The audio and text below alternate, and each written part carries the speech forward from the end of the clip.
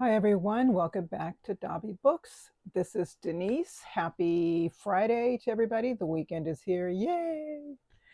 And we've already hit that middle mark, I guess you could say, of the month.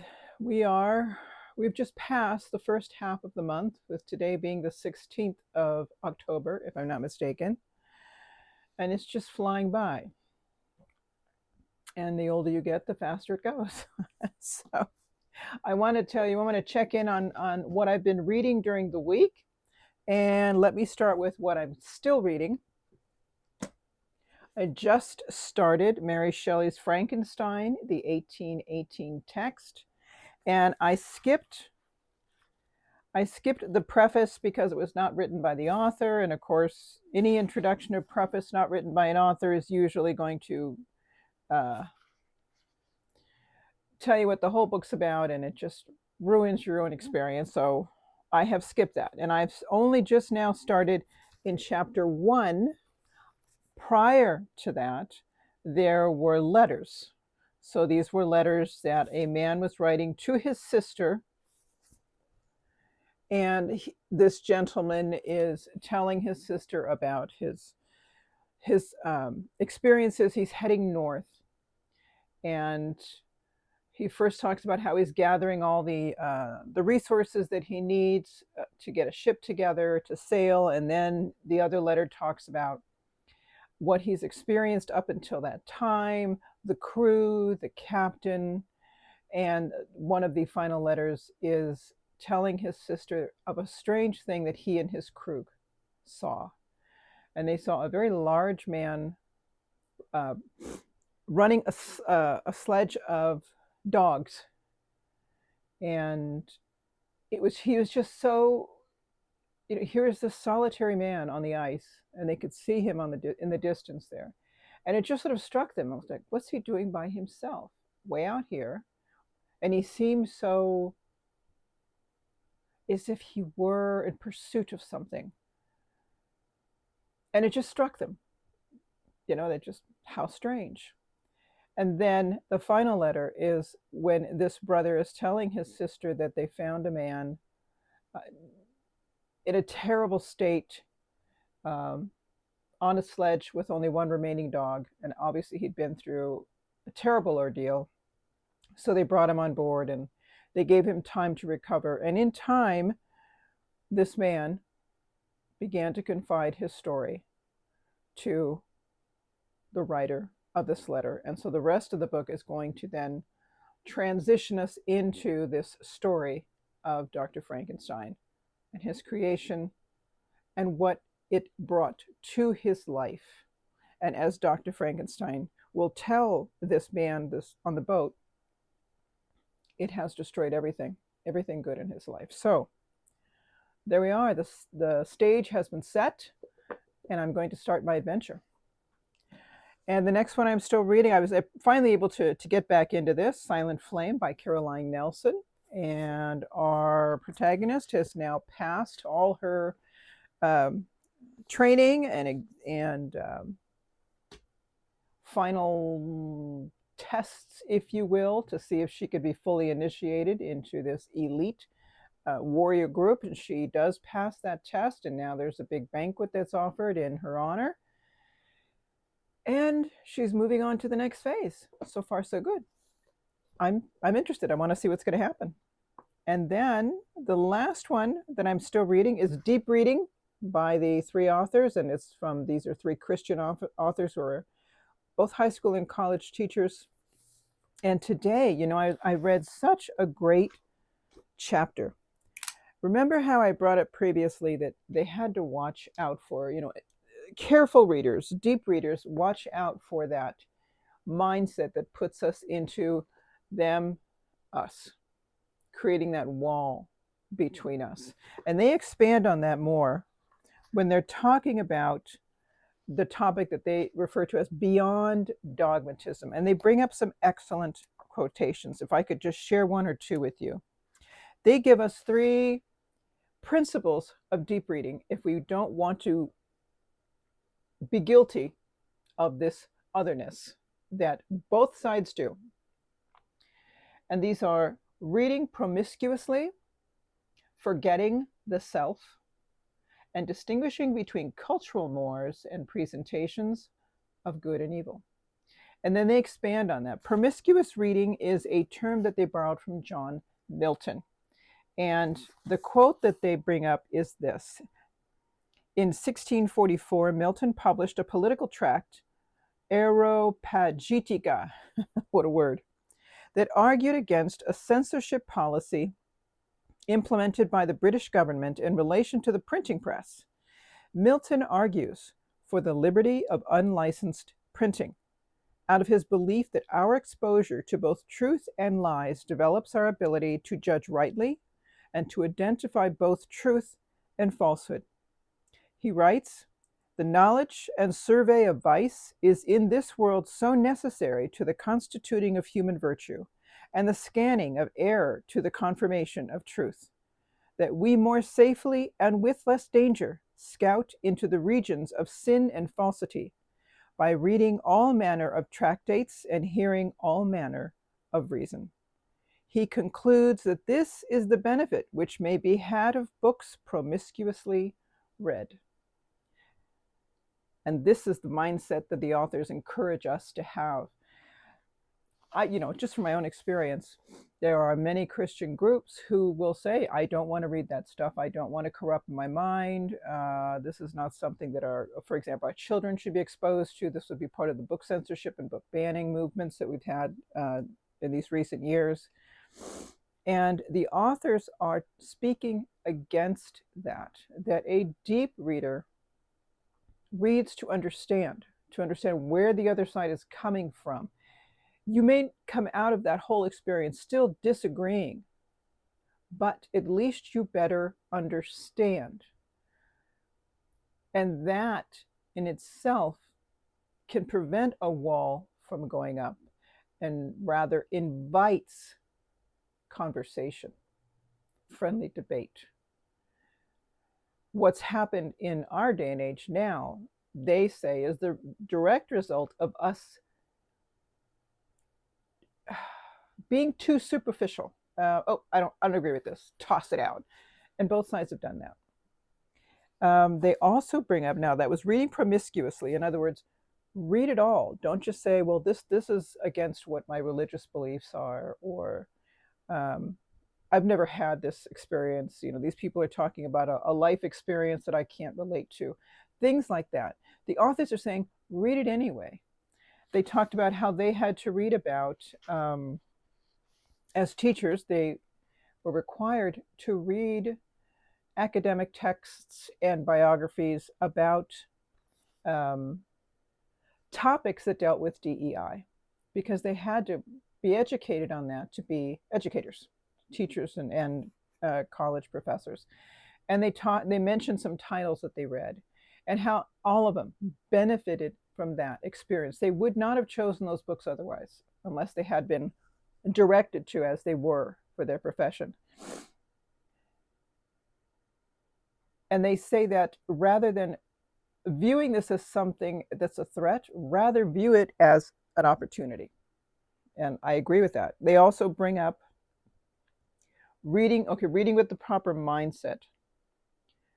And I like what they said here, to subvert these practices of hostility that we see repeatedly in our Christian communities. And for those of you who know what they're talking about, you'll know what they're talking about. A commitment to promiscuous reading helps us develop prudence, which I could use another adjective for that, I would say would be moderation. You sort of step back a little bit, view the terrain a little more closely. Moderation. You don't just jump into something. Ultimately giving us wisdom to guide our decisions and actions in the real world. Promiscuous reading means sitting down to read every word of a book that has come under fire by one's community, as well as a variety of perspectives on it, both those that endorse the book and those that condemn it. It means entering into conversation with those who have long engaged the controversial topic in question and making a genuine effort to understand the different, often opposing values that inform the conversation. It means reading with charity a book that has been lambasted by one's community, doing one's best to understand what the author seeks to communicate rather than approaching it with the goal of dominating and destroying the ideology that is at odds with one's own. It means reading primary texts rather than spiteful summaries of them, and reading them charitably with the motivation to understand their values, their assumptions, and the specific vocabulary that they use. I have loved this book from page one. This is a book I know I'm going to be coming back to repeatedly because I want to get more from it every single time. I just love this. So many other quotes, and I if I think about doing a final review on this, I just don't think I'm going to do it as well as other booktubers do it. I probably will have to do it in small bites like I'm doing it now, but here we go. Deep reading. Who published this? Baker Academic, a division of Baker Publishing Group, and there are 3 authors, Rachel Griffiths, Julie Ooms, and Rachel DeSmith Roberts. Practices to subvert the vices of our distracted, hostile, and consumeristic age. And I think this is a fairly recent publication. Let me check the copyright page, 2024. So, gosh, there we go. So these are the books I'm still reading right now. And these are 2 books that I just finished. I finally finished 100 Years of Solitude. What a book. Great book. And you see the theme of solitude everywhere. Individual lives, countries, villages, towns, families. Some who suffer in solitude, some who struggle in solitude, someone who make war in solitude. And this isolation of it. And the town of Macondo, this mythical town, it seems like the whole world is going on around them. And what's happening to the people and the town of Macondo seems to be unique, one of a kind. And I think that was the author's purpose, to sort of set up this sort of magic yet real place. And he does mention in his book, he's bringing up things that have happened in the history of Latin America, especially in his country of Colombia. And one thing he brought up, and this is about 2/3 way into the book, he talks about a massacre that happened in the town, and only one person, and then I believe they all have such similar, Jose Arcadio II, is the one person who knows what really happened. And everybody else in the town is saying, no, it didn't happen. They said such and such happened. And they start to forget that it even existed. And what the author threw in here, he was putting in the occurrence of what was called the Banana Massacre that happened in 1928. And it was a strike by the workers working in the banana plantations. This is obviously, the Banana Massacre is when 3,000 people were killed by the soldiers. These were people of the towns, men, women, and children, who had come into the town to protest the pay and the living conditions working on these plantations. They weren't even paid cash. They were given vouchers, and they could only spend it there on the property for their regular supplies. And even those prices for them were so high that there was nothing for these people. They were trapped. So they gathered together in the town square to protest. And the end of this was when the soldiers gathered around and shot everybody dead, loaded up their bodies in those big things they put on trains, cargoes, whatever. But if you would think of where they would load up, I don't know, maybe cattle or just things, they piled up the bodies in there, car after car after car, drove it off to the coast and dumped the bodies in the ocean. this actually happened. And this is what the author weaves into the story itself. And this struck me. Um, I went back and I looked at my history book, and it was the beginning of the US intervention in Latin America. And Roosevelt is they use something called the Roosevelt corollary to justify their actions. And I found a very impressive part of the book. Fernanda is the wife of Jose Arcadio Buendia. And she's a woman that came from a very different life than the family that she married into. She always liked the finest of everything, and everything was very formal. Whereas the Buendia family was just such a unique experience. Just think of the opposite. Okay. And one day, she had had enough. The family and the town are starting that process of winding down and fading. And you see it happening in the family as it happens in the town. And Fernanda just snapped. The one who never said a thing, who would just bravely carry on with dignity and her head held high, absolutely lost it. And she goes on a rant with Jose, her husband, follows him all over the house as he quietly tries to get away from her. And this rant goes on for 2.5 pages. I don't think there's even a comma anywhere. I think it's just, no, there's a comma, but I don't remember the sentence ending. It just went on and on and on and on until finally Jose snaps and he goes walking around the house and he starts destroying all those things that mattered to her, her fine china, her fine linens, all those things. One by one, he starts destroying them. It's this huge explosion that happens between these two people who couldn't be more opposite each other. I was very impressed with that long sentence that went on for 2.5 pages. Just so much in it. This is something that's loaded with information, this story. This, I know, is a story that you could read and you'll catch things you didn't catch the first time. I know that will be true for me. I want to read more. I want to read some critiques now of this story. I'm currently looking for some. If any of you know of any, could you let me know or send me a link or just give me a name, a title, something that I could look for? I've tried to find some things online. Surprisingly enough, I didn't find anything. I'm probably looking with the wrong phrases. But if you find anything, please let me know. It matters. And one thing I would give for those of you who are planning to read this, in the front of the book, I showed you this last time, is this family tree. If you're going to read this book, photocopy this page, fold it, and use it as a bookmark because you're going to be referring to it often, just to get everybody straight. So that's that one.